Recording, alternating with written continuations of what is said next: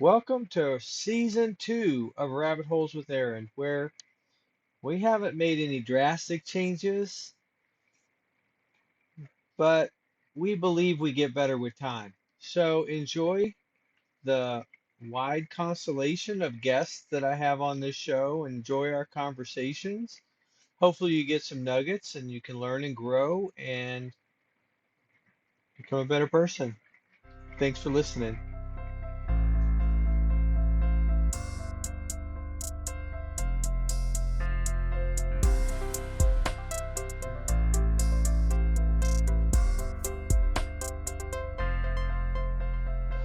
Welcome to Rabbit Holes with Aaron. I'm Aaron, and today with me as my guest, I have Colin, my good friend. We went to college together. We hang out and meet, have lunch together occasionally, and I've asked him to be a guest on my podcast. Thank you for showing up today, Colin. Thank you for having me. Excited to see where this goes. Yeah, we're going to go down some rabbit holes. So I've got a question to start us off, getting to know you a little bit better.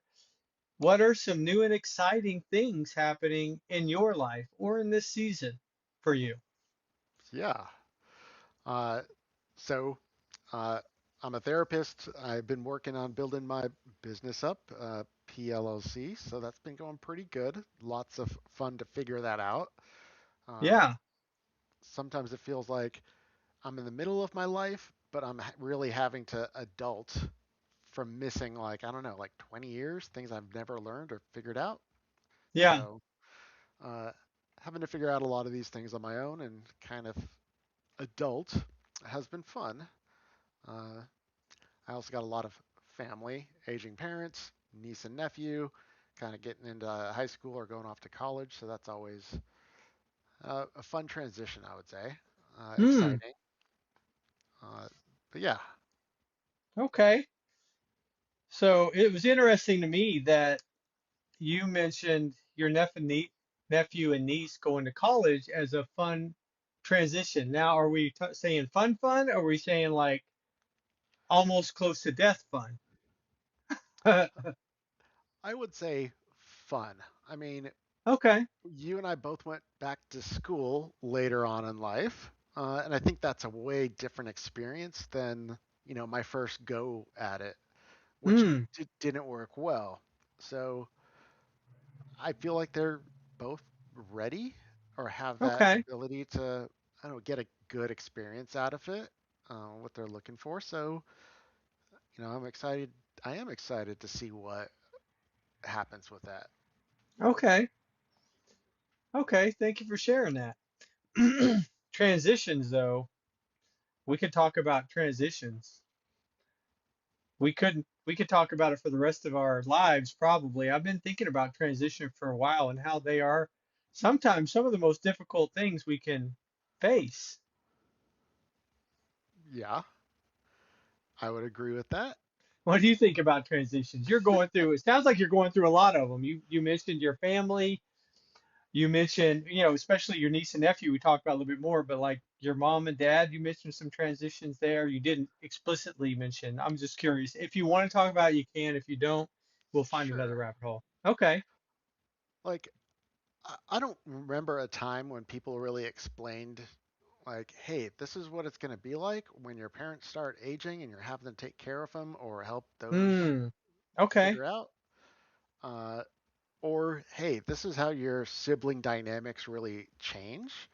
And kind of Hmm. some get closer, some get kind of further away. Uh, and then, kind of, I would say at some point, my emotional maturity outgrew my folks. And that wasn't something that I didn't expect to have. But Hmm. having to respond differently, not like, throwing a tantrum or being a kid, because that doesn't work anymore. Yeah. But having to be the adult in the relationship is always weird, new. Hmm. Yeah. I've had a few experiences like that with my parents as well. So, yeah, it's different. It's different. I agree with you 100%. It's different growing up and I remember my father passed, but a few years ago I had a chance to hang out with him for a couple weeks up in Kansas. I was hanging out with him and he was upset and frustrated and fearful about some things. He was living with my middle brother because I have two siblings, two brothers as well. And he was living with him and he came to me with this problem. And I was like, of course, by that time, I'd been in the Marine Corps 20 years. I graduated from college with my master's degree in a counseling related field. And so he comes up to me and I'm like, well, Dad, I don't see a reason why you're not grateful. You're living, he opened up his home to you. You live for free. You get to see your grandkids and sometimes your great grandkids like every day. I'm like, and it kind of flipped his mind around. Thank goodness. I mean, you can have all different kinds of reactions, but for this time, but it was like you said, where I was more well trained, seen a lot of stuff in my life and overcame it. And now it was like I was helping him like he was my teenage son. So it was kind of opposite. Is yours similar to that? Yeah, uh, I would say very much so. Oh, And okay. also, I guess, embracing or enjoying like the fun, silly moments. Like if you had, when your kids are small and you get to play and just kind of be silly and goofy and really enjoying those moments with my folks. Sometimes it Yeah. feels like, all right, making up for lost time, but they're not as serious as they were when you're Hmm. younger. Yeah. So uh, there's that aspect that I think I enjoy a Oh, lot. good. Yeah. Yeah. I enjoyed, well, in the story I share with you, I enjoyed too that I talked to my dad and I tried to get him to think about the positive stuff. And when he did, he went back and my brother called me because I left shortly after that to come back to Texas. And my brother called me. He's like, "What did you say to Dad? He's been so much better since you talked to him." And that just does your heart good when you can, he's the one that gave me advice growing up. He's the one that asked about my future and helped guide me. And it turns around that I helped him work through a situation. So that was on the positive side. And we had those play moments too, and those are a treasure, especially now that he's passed. Yeah. So I have a question for you. How has it been, I guess, being on this side of maybe a profession or counseling or just going through all of our stuff, but having to like coach a family member or kind of help, someone through a difficult transition or Yeah. talk? Because I'll get requests from that from like my family. Like my brother will say, "Hey, can you talk to your nephew? He's something's up." Uh, but yeah, how does that look like for you?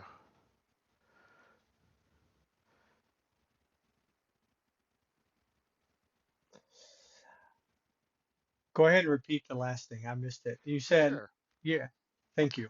Uh, do you find yourself in a lot of moments where you're having to, I guess, be the one that has those conversations or have those talks more often because you, I guess, can? Yeah. So no, that's a really good question. And my mind goes about 10 different directions at once. But there's a lot of factors I think that are different, especially it sounds like between your case and mine, but between my case and everybody else's, and same for you. But it's like in this situation, like we're going to stick close to what I already shared about my dad.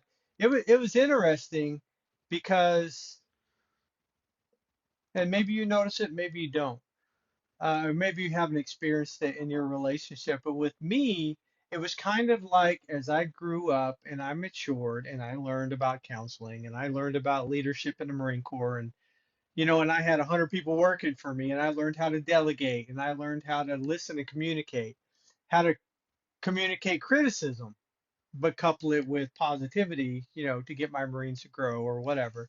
And so coming back, I was in a different place. And I think to some extent, like when a person gets healthier, they start to repel unhealthy people or attract healthy people, right? And that's that also applies to dating at middle age.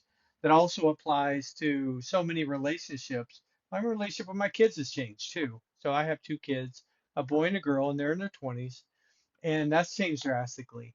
Um, and even though, I don't know, even though like I have the ability and the knowledge and the practical, right? We did practical. We learned how to counsel real people like they were college students and going through stuff.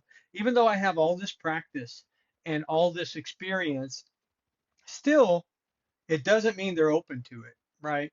And with the most well-meaning dropping a pebble in their pond as gentle as possible, it's like a nuclear weapon in their life, or it could be potentially. And so, yeah, I guess I would say I treat them. Well, I'm glad I learned a lot about from counseling program because I like to say I treat them like with unconditional positive regard and listen and don't weigh in and don't necessarily help. But I mean, maybe help with day-to-day life, but not help with, well, I don't even know if it's help. I guess I'm gonna take that to for a second, just for a minute to the side and say my version of help that I'm speaking of was probably trying to shortcut them around hurt. And the path that got me to where I am sometimes was intense hurt in every step, burning tears, in every season. And, and I don't necessarily want to rob them of that. But at the same time, it doesn't mean I have to, stand around and watch them, beat their head on the wall. And I kind of went all over the place with that. Is there anything in that that was Y- helpful for you? Yeah, I really resonated with really not wanting them to hurt or kind of have same experiences. Because I know I've gone through a lot of rough experiences, and Hmm, then like guiding, you know, the younger generation through. Obviously, I don't want them to hurt, but you can't avoid that. You can't protect them from it. So I guess a part of me wants to like lean in and help them embrace for what that might sure. look like, to anticipate it, make it, I guess, normal. Yeah. Uh, Well, and I think, well, I'm reminded too about, it's crazy to say this, um, but like reminds me of death, and how you approach death with the people that are surviving, obviously, and with yourself. It's like, what do they need the most from me? Do they need, I'm going to say some really wrong things. So please give me a little bit of second of patience. I'm talking to my listeners too. It's like, what do they need? Do they need me to come up and say, I can't believe you're not over this yet? I didn't even think you cared about them. All you did was complain. I mean, those are really bad examples of what to say to somebody who's experienced loss. What's the best thing to say? Absolutely nothing. Let your actions speak. Bring them food. Sit with them. Don't hand them the Kleenex box. Cry with them. Suffer with them. And be there. And your presence is the loudest message you can send in a situation like that. And of course, like I said, I lost my father shortly after that. I lost a grandmother I was close to. And that's just the beginning of losses probably in my life. But yeah, those have taught me that like it's important to just be there. And so the alternative thing to, because I see them hurting, and it's even closer than that. Like me and my wife, we live in an RV together. We're close range, 24 hours a day, 7 days a week. And I'm like looking at her and I'm like, well, you're wasting time by doing that. You should just do this right here, right? Like, oh, I can help you with that, and I don't even mean to be trite and say in 30 seconds or less, but like if you just do this, then you avoid all that. But the problem is, number one, I'm interfering in their, whoever it is, a civil war. Like whatever they got going on inside of them, I'm now taking a side. That's one aspect. But I guess I could talk about this a long time. I'm I'm gonna check back in with you and see like how that resonates with you. yeah. Uh, Loss, I'm sure we can go in. That's definitely a rabbit hole that we could spend a year in. Yeah, But something that kind of spurred my mind is I'm sure a lot of you and your listeners are similar in the sense of we forget about the good things and we hang on to like the 20 negative aspects of things. sure. Uh, and even with, the guys I work with, yeah, we look at the worst moments. But when we have to look at the best moments, it's a lot harder to, conceptualize or hold on to what made them Yeah, good moments. Uh, yeah. It's not so easy to be grateful. It's not yeah, so easy to see the things that are grateful. If it were, this world would be a different place. You know, if everybody saw the things to be grateful for as soon as they woke up in the morning and all day long, I mean, we have a really good counseling term for that, mindfulness. Like think of five things in your room, draw yourself into this moment. Gratefulness is like kind of a part of that. Like I'm grateful for this chair. I'm grateful that I breathe. I'm grateful for oxygen. I'm grateful that my skin's not melting off. Whatever. We could all populate a list of 500 things, but guess what rushes to the front? The hard thing I got to do tomorrow. My truck's broke down. I got to fix it perhaps. Or, fill in a scenario from anybody's life. My home's falling apart and I can't afford to paint it. Whatever. The roof's falling off. Or, you know, I've lost a leg and now I've got to deal with it. There's just fill in anything. That's going to come to the forefront. That's automatically because of the way we're wired, because of the way our bodies are wired. We are wired towards survival. And so the things that are going to pop up in our mind forefront, at least automatically, without a lot of work, are going to be the negative things we see first. And then, you know, I guess it seems to be a mark of maturity that the grateful people, that they've come yeah, to a place where they're like, and that's what I want to segue back to for just a second. We're just going to jump between rabbit holes. Like I'm getting dizzy already, but like the difference, like hardship, when you see and you endure the hardship and you look back years later, you see that it was a blessing. Like, wow, I grew so much from that. I grew so much from that. I'm grateful for that hardship. And then you start to see someone else coming up to the hardship and you're like, oh, whoa, stop, stop. You're about to hurt yourself. And then you're like, wait a minute. I'm grateful for the hardship. Why would I rob them of that? Now, I'm not trying to cause it. That's completely other thing. But like when we think about death, and that's why I talked about it, you can be there for them in the hardship, you know? yeah. Something that somebody told me a while back is, if you go to a funeral, you know, not to say I'm sorry for your loss, because they get Mm, that like all the time. Uh, but instead to just empathize, like, man, I bet this effing sucks, you know, uh, and kind of be that, I guess, different than just a handshake, a nod, and then just blur back into the background, but yeah, staying engaged with them. yeah, that's a good, I mean, I was just thinking, what would you do? Like you're just standing there. There's 100 people standing there. And it's like you're just standing there. Well, what do you do? Well, I don't know, I'm just brainstorming here, Yeah, but I would say there's going to be plenty of ways to serve them in their home, in their life. For instance, the husband dies, they're a woman, can't lift heavy things perhaps most of the time.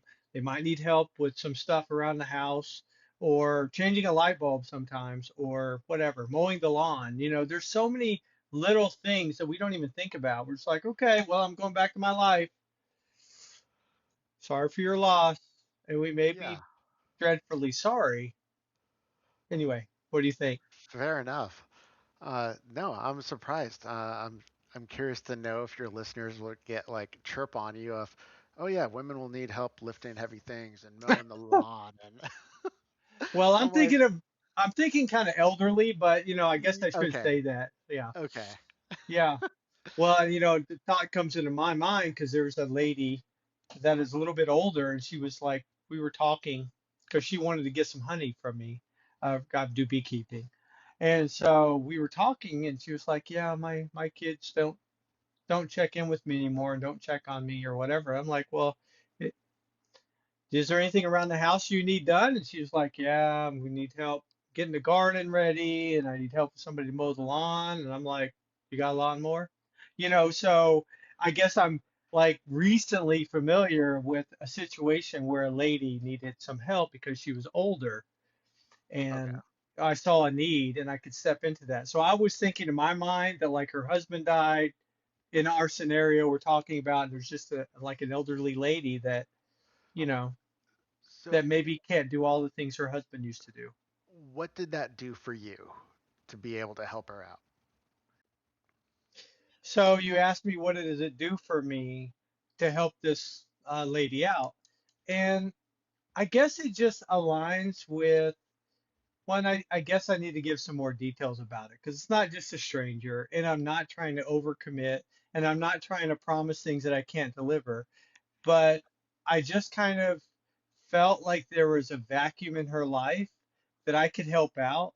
And I'm trying to live by this idea that I'm sure you've heard of, and my listeners might have heard of, the golden rule, like help other people out in the way that you'd like to be helped. And, I think forward in my life to when I'm 100 and something, and I can no longer lift this up, and I need to ask somebody for help. And I guess I help in hopes that the golden rule works the way it's supposed to work. And then when I need that help, and we don't have to live very long for people to help us out sometimes, you know? And so I just want to take that spot. And I think some of the things I said before were that like I'm nomadic. So I'm here for a season. Like we're here till June, and then we're off to visit, the rest of the world. We're going to Thailand. And so, like, I'm only here for a season. So, all I really committed to was a one time get her ready to spring kind of thing. But I'll check on her when we come back or whatever. I like, I'm young, I'm in shape. And I've always done that for my family too. Like when I visited my grandma, was she still alive? I was like, Grandma, is there any heavy stuff you need that I can do? Because Grandpa had been dead for 10 years. And so she was like, yeah, I need that moved to the attic. And can you take this down and put it over there? And I'm like, sure. And, helped her with stuff around the house. So I guess it's something I learned in my family, but it's also something I learned in my faith and something I believe in. The golden rule. You don't Okay. hear much about that these days, but yeah, that's my answer. What do you think? Well, I mean, my mind goes in several different spots there. One, Okay. it doesn't sound like it's codependent, but a little bit sounds like it's codependent. Yeah. Uh, Okay. but I do fully get, if you have the means and you have like the ability and time to be able to help others, especially if they ask for it, Sure. because it's not help unless you ask for it. Uh, Right. Well, and yeah, I would qualify that. And I want to interrupt you because I like codependency. I mean, not being codependent. I've come out of being codependent, but I like that I understand it. And, I try to do certain things. Like, for instance, I could help with some things, with your garden and with this, if you want. Would you like for my help? And I could see it being codependent, but I mean, I'm open to this conversation. I could see it being codependent for sure. If like the next day I'm out there with a hoe, like working in her lawn, and she's like, "Oh, that's so nice," or yeah. whatever. It's like helping without asking permission. That violates autonomy, in my opinion. So it was just like, I've got free time. You have a need. Would you mind if I help with that? Because of my values, because of my thoughts. And she's like, thinks about it. And she's like, that'd be great. I'm like, okay, I'll text you back when we get closer to springtime and we'll set it up, you know. And so, like I said, a one time thing, perhaps. And yeah, Okay. But she's also ordered honey for me in the past. And we've also had a lot of really good conversations when I went to the same church that she went to. And I feel like she's a really good person that gives a lot to the community. So all those kind of go into it. I'm not just looking for random people like, hey, ma'am, can I come over to your house and help you or anything? It's just like somebody I knew Yeah. and I And hurt for her. I'll define like codependency. Thank Codependency you. is getting your needs like met through other people. Sometimes you don't know what those expectations are. They're unsaid, they're unknown. But Yeah. what it sounds like in your situation, you're getting connection, community. It aligns with your authentic self and just who you are. So you're getting a Yeah. lot of your needs met uh, for your own self. Right. Uh, yeah, Well, and even on top of that, like it's fostering future relationships with people and it's fostering well, and it's fostering my business relationship because she's bought honey for me and and she'll buy honey again. Actually, she's waiting on honey right now to buy for me. And so it's like it's the other side of the business relationship. It's like I know you as a person and I am who I am in my business and in my personal life and I guess trying to be authentic. So yeah, but yeah, I've come out of really deep codependency. I could talk about codependency for personal stories like for the rest of the hour, but yeah. But thank you. No, I appreciate you evaluating that, thinking about it. yeah. It, and I'm tying it back to when I said like knowing those good moments and like the happy stuff, because I was really thinking about, you know, for my birthday in January, I took my niece and nephew and my nephew's girlfriend. We went to a play at the AT&T Performance Center, and it was Dungeons and Dragons, like a 20-sided tavern. It's very interactive. It's Okay. very me, but I had the ability to kind of share that with them. Mm-hmm. But thinking back to what made that good, because you know the easiest thing to say is, "Oh, we had a great time. I really enjoyed it. It was really fun." But in reality, I got a lot of good connection.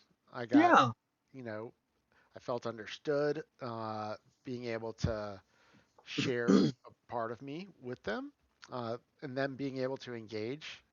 Uh, I felt very connected in that moment. So Yeah.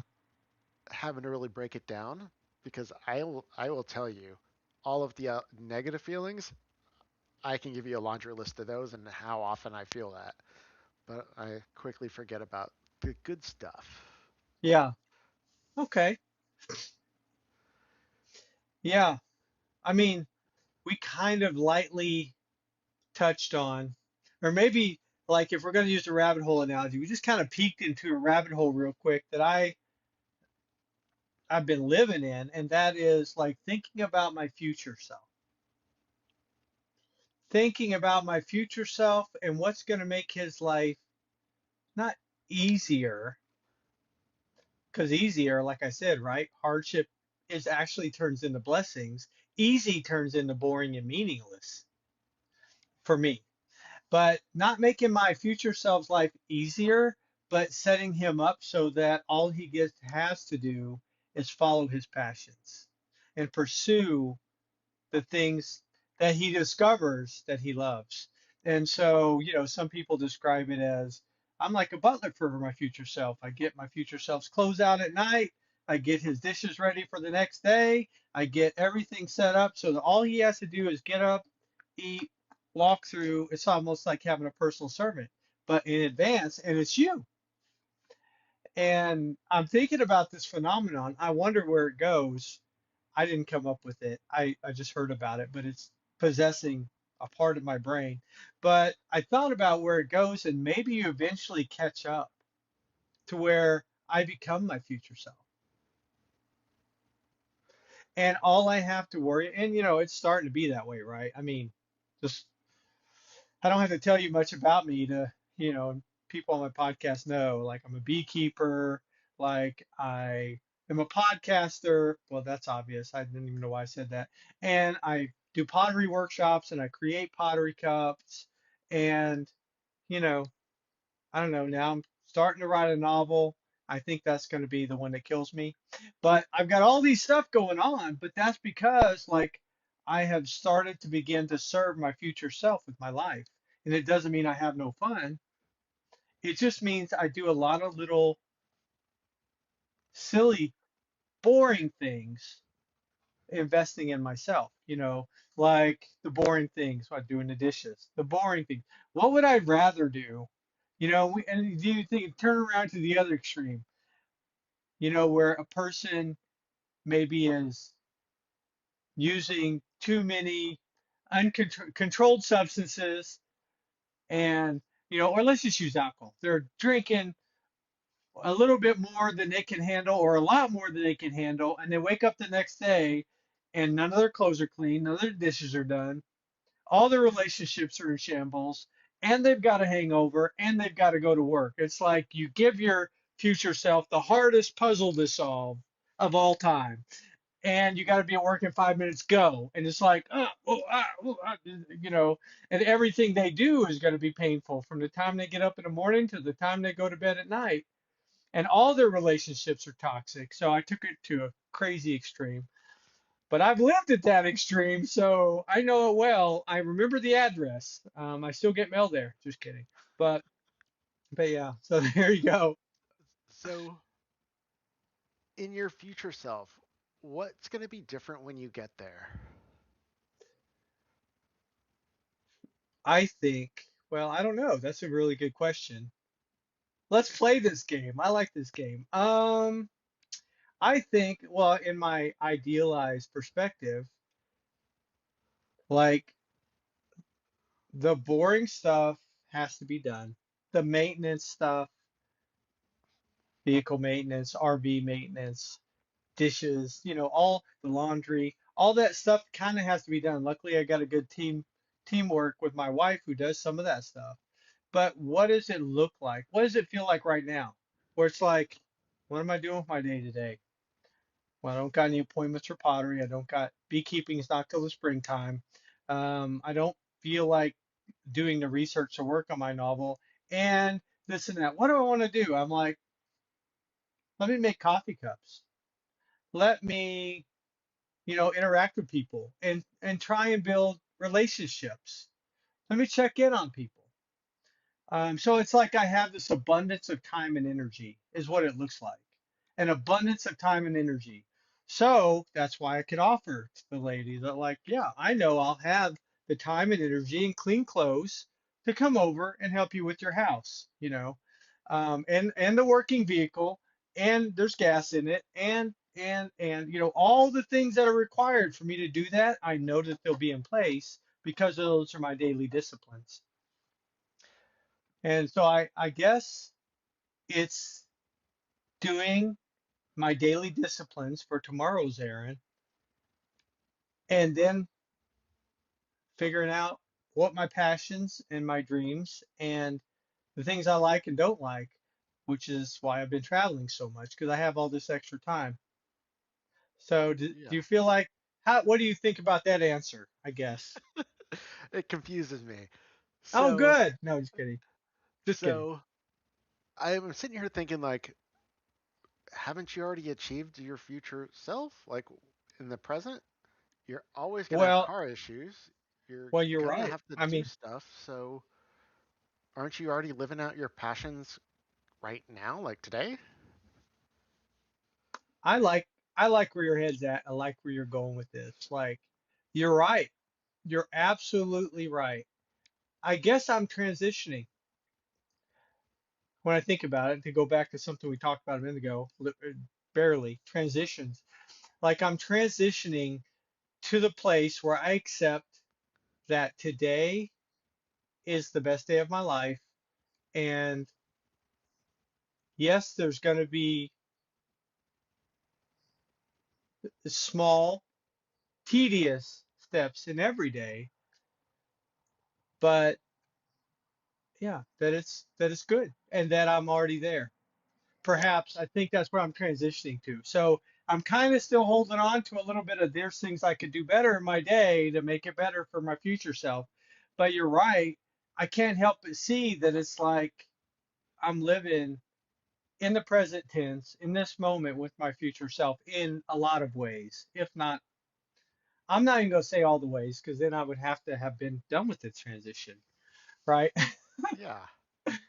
I Well, don't know if we enter a time loophole or what happens wrong in the world, but if that happens. so to go back to your like alcohol story, and yeah, I'm a person in long-term recovery, but I do remember when I was like in my early 20s, uh, joking with a friend, drinking a ton, and we're just jumping off cars. We're doing something dumb. And I said to my friend, "This is future Colin's problem." When I hurt my ankle, I'm like, I don't have to deal with it. Mm, And lo and behold, I'm in my 40s. I'm like, what? What's up with my ankle? Why does it hurt all the time? yeah. Uh, and it throws me off. Now, future Colin is now, and I'm having to deal with things that I never really planned on when I was younger. But take today, I went to a doctor's appointment, had a regular checkup, things were good. That's living in the present. I'm not trying to fix major things, but I'm still taking that general care of myself. Yeah. And all those Yeah. boring things, I would say, have become, I don't know, I guess I feel more engaged with myself and more connected with myself, being able to do all of that Yeah. for me, similar to, Yeah. setting the clothes out and doing all that. But I think that's a level of, I guess, acceptance, Yeah. self compassion, self love to do all that. Yeah. Yeah. I see it. And I want to go back and clarify something. There's a part of me, and this is the transition. There's a part of me that's resistant to change. And that's the part of me that and you're gonna be like, oh, do you hear voices? There's multiple personalities. They're all in unity, but mostly. But this one voice is like, you mean the boring things? But the other voice, the other side of me is like, the boring things make you feel amazing. Like, if I set a day and make a list of all the boring things, I feel great on top of the world for like 3 to 4 days, easy. Like when I play video games on those days, I'm like, this is so much fun. I'm loving it. But if you choose to forego the list and you go straight to video games, I can tell you at least how I feel. It's like, I got nothing done today. This video game is boring. I hate it. What's next? Do I need to order a new one? What's on TV? What do I have to drink? What do I, so that's the way that the not doing boring things day kind of goes for me or has gone in the past. And so I'm finding that's like, I feel pretty stinking amazing. Not only that, guess what? It gets stuff done. Like, I'm like, well, what new business do I need to start? That's how I started everything, is because I knocked out some of the, and maybe I need to change my wording. And with this, I'm going to turn it over to you. Maybe I need to change my wording from boring things to discipline things. Not discipline, like punishing myself, but like the discipline it takes to be healthy and successful. The little building blocks. I also Yeah, like to call it baby steps, but discipline is the grown up word that's respectable, that seems to be the one that's taking over. yeah. So there's a great book from Richard Schwartz. It's called No Bad Parts. And what I like about it is he really looks at the difference between having like a mono mind, like us thinking that we're the same person in every scenario that we go through. Uh, but he looks at it as like more of a group. So like the movie Inside Out with all the little characters that are at the control board. We have like all these different folks that are at the control board. So that like inner child or that teenage self, those are boring things. I don't want to do that. Right, It's right, it's looking at, hey, listen up, teenage self. I know this is really boring. We got this. Some of those parts don't serve us, serve a purpose as much to be at the control board, but that just means we need to find another job for them to do. Uh, Right. so yeah, that I teenage self, like that. maybe we can hang out with them when we, mow the lawn. They might enjoy that. Maybe when we're getting honey, that part probably would like to be on the control board a little more. Yeah.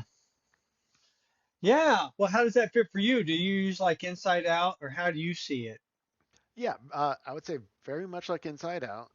They could be like feelings, or they could be like different parts, a rescuer part, or like a manager part, protector, things that kind of suit me. So if I'm coming across something that's like threatening or scary, then my protector part's going to come in and steamroll everything.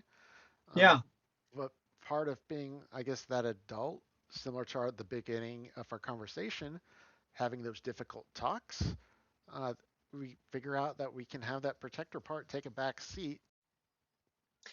I really appreciate that your team looks like inside out, but you also mentioned a protector and like rescuer and different roles that are you're kind of putting names to different roles or different parts of you that are performing different jobs inside of you. Excuse me. And I can really relate to that. I heard of a counseling theory when we were going to college where it was like you've got a team of people. And I instantly envisioned, like, and you might not know this show, but the team on the show Serenity. Yeah. No, Serenity was a movie. Firefly was a show. Anyway, so there's a team of people on the spaceship. Yeah. Anyway, sci-fi western kind of thing.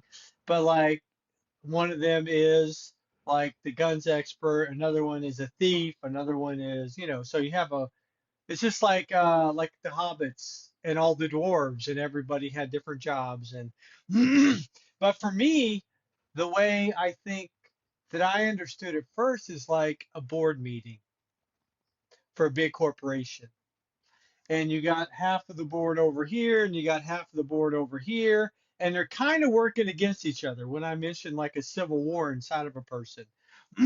I had a civil war going on. This side did not like this side and they only talk bad about themselves. So if I was talking to somebody, I'd be like, yeah, well, watch out for me. I struggle with this and this and this. Here's my weaknesses. And that's how I'd introduce myself. And like kind of yeah, giving that problem to future self. But then there became a point when I was like, this is a lot of hardship. This is a bunch of drama. I'm in a toxic romantic relationship. I'm struggling and drinking a lot of alcohol in my particular life and story. And I was like, there's got to be a better way to run this business kind of thing. And so, like I said, what can we do to bring everybody together? And, there's no easy, quick answer for anybody. And especially I had been in counseling 7 years, and EMDR eventually kind of set me free, which EMDR stands for eye movement desensitization and reprocessing. I know you're trained in it, but just for my listeners. But there came a point when I guess to put it in the same context of that analogy, like where we had a board meeting. I mean, I read the codependency book. I read so many self-help books, which did help. They all helped in little ways. To me to call this meeting and say, why are we working against each other? We're sabotaging ourselves. We want a long-term romantic relationship. We're sabotaging ourselves. We're picking the healthy people we're attracted to are toxic. So that means we're toxic. And it all comes back to you guys in this board meeting. Like, get your act together. Let's brainstorm. And like I threw this pebble in a pond with my wife along this lines was I realized how I was interacting with her own civil war. And of course, my civil war is not completely over, but it's so small now that we're mostly in unity, which gives you so much energy, but emotional energy. But so I dropped a pebble in her pond and she was like, how do I stop this war inside myself? Because she adopted my analogy for that. And I was like, I don't know. How do two countries come to peace? Can you guys make a peace treaty? Can I mean you guys talking to one person? I know it's confusing, but maybe to our listeners, I know you understand what I'm saying. But like it's like, can we make some peace rules? Like, well, I won't sabotage everything you try to do if you don't talk bad about me in public. Okay. Well, I won't, overeat all night long and drink alcohol if you get me to bed at a decent time. And it's like, I mean, it's win-win. I mean, it's win-win, right? It's so you like come to these peace accords, these peace talks anyway. So I've fully explored that rabbit hole, but Yeah. did Let I me ask miss a corner or let me ask you a question. sure? Does your body know what day it is? Not usually. Does your body have the ability to read a calendar? My, well, yes, through my eyes. Your brain does, but Yeah, your body does not. right.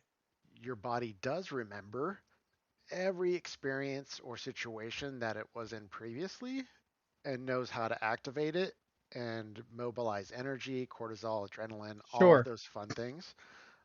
And a lot of times those things are stored up for days, weeks, years. Hence why EMDR is helpful because you go sure. back and you release that energy.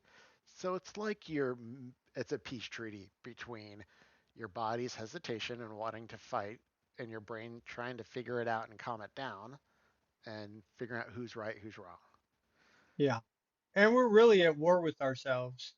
When I think I shared this experience with you, but like I had the experience in MDR eventually, where at the end of it, actually, where me and I guess something symbolizing my inner child came together, reconciled, and walked out of the broken trauma memory or whatever.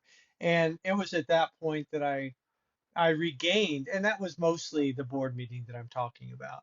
Because the inner child had most its part of the board, and the grown up had its part of the board. And the inner child was like, and I would think like ego is a part of that too, or another way maybe to say it, the ego part of you, um, and a part of me. And it ends up that ego is just another voice at the table, and it has the power that I give it.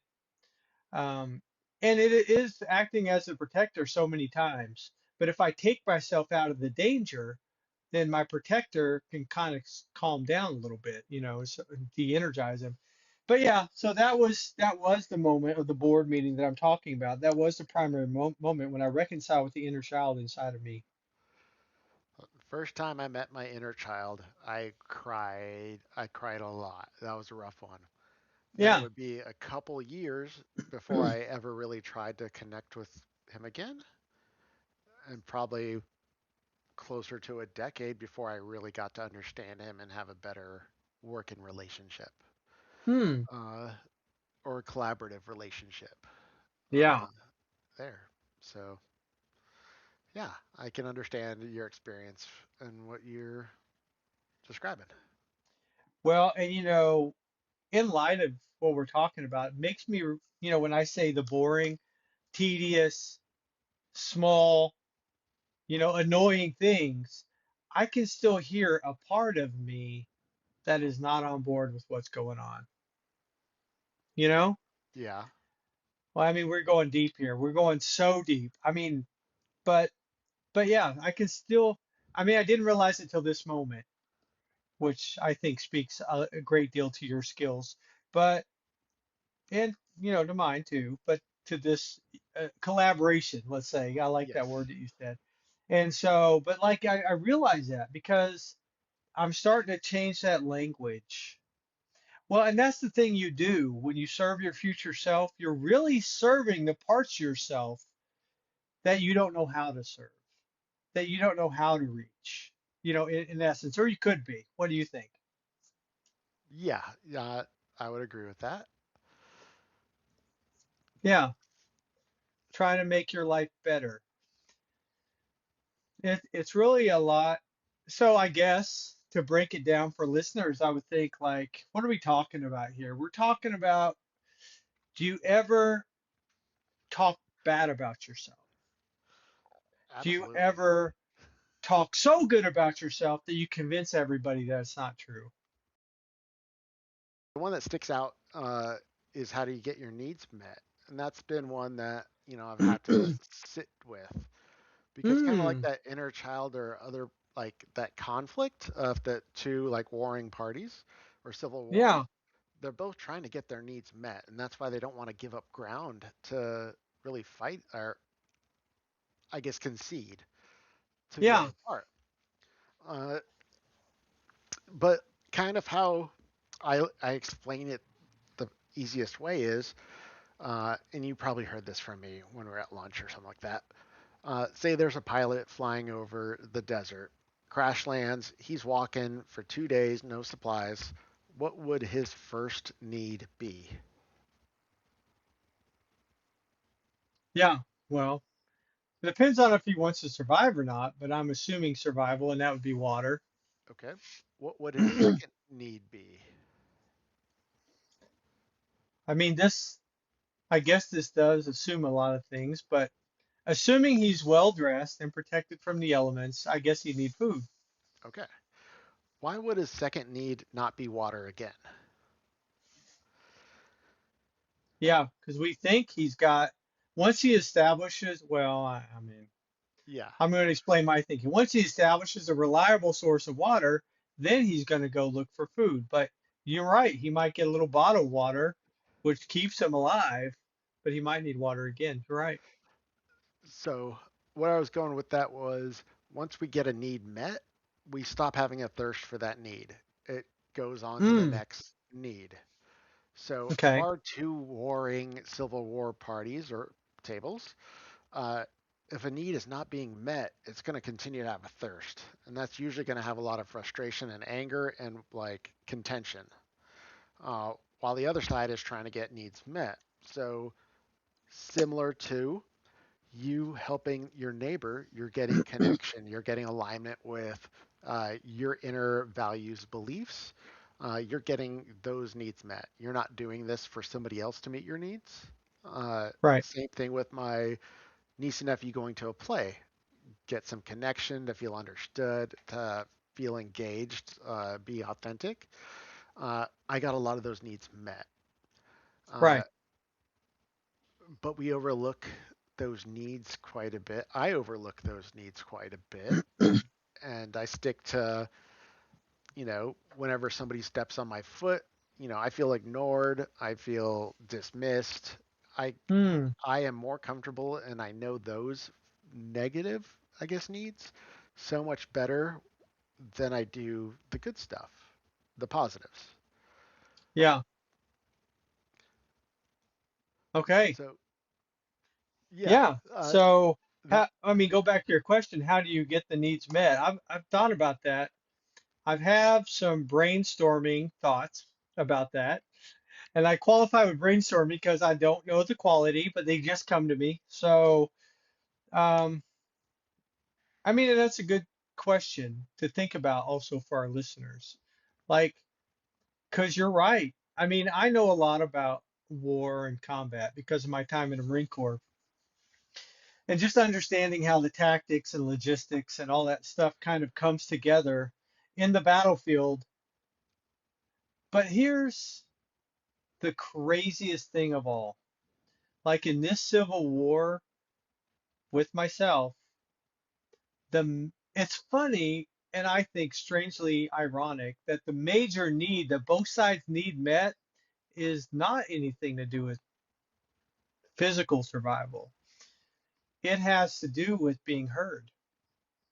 You know, if you think about the Civil War in America, and I am not even prepared to analyze that at any depth, but at my basic ninth grade knowledge, um, I'm not a history major. I will preface that with a disclaimer. But with my ninth grade knowledge, I would say the South was saying, we want this, we need this, you know, and the North was saying, well, we want this and we need this, and nobody was listening. So what happens? They start shooting guns. And I think listening, well, I mean, I'm not telling you anything new, but listening changes people's lives. But that's the thing that I was telling my wife, and that's the thing that I think eventually happened with me in my EMDR was I was giving that angry child inside of me everything it asked for. The second it asked for it, like a spoiled toddler. And guess what? Like a spoiled toddler, it was not happy and it was not content and it wanted something else. And it always wants something else. But here's the thing that we forget to give it or we don't think about, and that's listening. That's hearing. And and it's the deep listening. And that's something. I mean, I have a little bit of like a toe in the pond of child therapy because I did some art therapy classes, and I really enjoy like kids because all they really need, I mean, yes, they get hungry, yes, they need a bed and a house, but what they really need most of all for their development as a human being is to be listened to. And somehow we have having been a parent, and knowing other parents, that seems like the very last thing we have time for or that we want to do is actually listen. We'd rather throw them a box of Pop Tarts. It's like, how hungry do you feel? Where do you feel the hunger? Do you know what the hunger is in your body? What the noise is? Do you know how that works? No, I don't know. Well, the hunger doesn't say you're going to die. For instance, I'm running through a fake scenario here, but a sample scenario, but the hunger doesn't kill you. What do you think happens if you don't get food? Maybe they might even say, I think I die, or I get angry, or whatever, but you're listening, and it's like, no, now I know that like when your stomach's hungry, it's because you don't have any more glucose in your blood and it's switching over to run on ketones and ketosis. I know all that now. I wish I knew it to tell my kids that. But when my kids, I was like, well, I have snacks for you and they're healthy and they're in the counter and you can go get some whenever you want, whatever. So I tried to provide healthy alternatives as me personally, but at the same time, now I know more and now I could offer more. But I would say it is all connected to listening. And I think, how do you bring peace to warring countries? It's when they sit down at the table and they listen to each other. Well, what did you want? Well, our country needed access to oil. Okay, well, we can give you access to oil here. What do you guys want? Well, we just wanted you to not kill us. Okay, well, we'll stop killing you, and people are listening. And that brings me, and I'm going to go crazy. I don't even want to call it digress, maybe progress, because it's not backwards, it's forwards. But like in our world today, like very few people are listening. And it feels like every day, different factions of even America are at war at some level, mostly verbal. But it's like, you know, what walks right through the middle of all these conflicts is one person willing to listen. Like, Yeah. and even if they're willing to listen to the other side, I myself listen to all sides all the time because I'm not on a side when it comes to politics. I'm sideless. And that might piss as many people off as for me to say I was on a side, but still I'm sideless. But what that affords me is the ability to go into somebody's life and listen to whatever they're throwing at me from that particular arena and then be like, and I'm not upset. And they're like, don't you watch the news? I'm like, no, I don't watch the news. Wow. Maybe that's how I have all this time to do all these crazy things, these businesses, because I don't I don't watch the news. What about world events? What about this? What about that? It's like, I mean, I don't stream it. I don't have cable TV. I get a little news here and there, but I'm just saying the list. I guess let's go back to listening. I did move off of that, but what do you think about listening as being the main need to resolve that conflict inside? Yeah. So I think it's a very big one. I think everyone's going to have different needs that are priorities, but I agree with you. And one of the things I really liked about you, especially back in school, was all of your art and a lot of your engagement because it gave so many other on ramps for people to get heard. in ways that they weren't able to. So Yeah. in that regard, I do feel like, you do have something there when there's parts of you that don't know how to explain it, talk about it, figure it out. Because even with the food thing, yeah, parents can just keep throwing Pop Tarts at their kid and figuring it out. I think just as detrimental is, if a kid says, Mom, I'm hungry, and the mom's like, shut up, you're not hungry, you just ate a little while ago. Now that kid Right. confuses that feeling of, I guess I'm not hungry, and tries Yeah. to fill that somewhere else. Yeah, and and I appreciate you saying that, and that clarifies it a lot. But I want to clarify it for the audience too that like I'm not trying to say anybody's a bad parent. I'm not trying to say we're in a social world where these are normal things, where we have to two people have to work and they have to provide for a family and they do their best and the kids get something to eat. Well, the kids get something to eat, and that's something. It's not nothing, but I am just evaluating mostly my time as a parent and lessons learned. And I hope people can grab something from our conversation, something that's better for them than a Pop Tart. But sorry, I mean, go watch a video on how they make Pop Tarts. Believe me, it hopefully is straightening itself out. But yeah, so yeah, the listening piece. And I have all the I want to listen to families. I want to listen to kids. And those people stand in front of me sometimes. And we get that opportunity.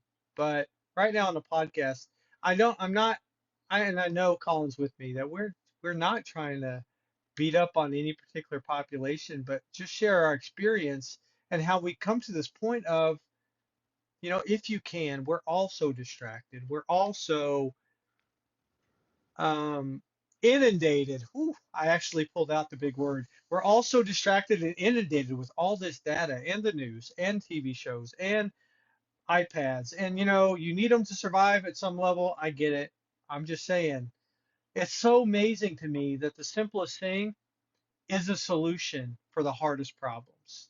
And that is, I tell people, I've done so much talk on listening, but I can't believe I'm talking about it from a new angle this time. But it's like, just if you want to really listen, step one, put everything down, shut everything off, sit down facing the person and ask them, you know, how are you doing right now? And Yeah. focus eye to eye, breath to breath, life to life. There is no human that I have ever run into that is not ready to be listened to.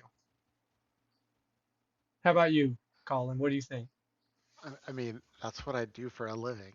Uh, but Exactly. I would say there are people that just don't know how uh, You're right. to talk about what their needs or what they feel or what they're just so detached that Yeah. it's tough. So I And think I don't want to, yeah, go ahead.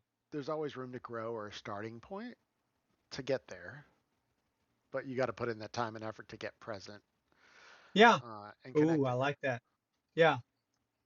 Yeah. Well, and I want to clarify something that I said that's like I seem to be revolving around language and words, but I like something you pointed out, like art. Give your kids some crayons. Notice what they draw. Listen to their art, and at different ages in their development, they have no words, right? I mean, at different ages of their development, they have raw emotion, they have artistic ability. So, like, pay attention, look at where they're at and see what they do. And, listening doesn't even have to be a conversation that takes words. It can be just you. We listen primarily. This is crazy. We listen primarily with our eyes, right? We're watching videos, we're reading books. Reading books is just listening to a book with your eyes. You don't actually audibly hear it, So, that's I don't, maybe not primarily, but at least partially, maybe mostly, but maybe not with our eyes. And of course, then there's the deaf population, which of course, or the blind population, which can't listen with their eyes at all. So, Yes, So I want to. maybe we pull in information from all of our senses, and they all There you have some go. value. Yeah, a hug, touch, Yeah. listening with our ears, listening with our eyes, paying attention. Paying attention pays ourselves. I don't know. That's what I'm thinking, No, no, I agree. but yeah, yeah. So much easier to take some Advil and drink an energy drink and not pay attention to ourselves. Go right off to work. Yeah, yeah. We've all sat. I mean, those are my shoes you're talking about. That's my chair. I've sat in that chair. I've lived that life, where it was coffee, coffee, coffee, coffee, 4 hours of sleep and more coffee. I mean, Yeah. I think the Marine Corps runs on anger and coffee. Those are the two things. But yeah, so wow. Well, I guess we can wrap up there. I think we've encountered and explored and discovered plenty of rabbit holes. So yeah. Well, thank you for joining me on this expedition. Yeah. Thank you for And having me. it is, to me, it's been so much fun. It's been so insightful, and I really appreciate your time. Thank you, Aaron. I appreciate it as well. This was a great time. I felt And heard finally, and connected. oh, oh, good. That's, man, those are the best things ever. Doesn't it feel good to be listened to? I love it. And Yeah. did you know? I mean, in my closing thought, I know I just said goodbye, but like, think about this. We can listen to ourselves. Mind blown, with all of our senses. Um, but anyway, thank you all of my listeners for joining us this evening. If you have any questions or comments, please feel free there's little links that you can click on to let me know. And until next time, until next week, thank you for joining us. Goodbye.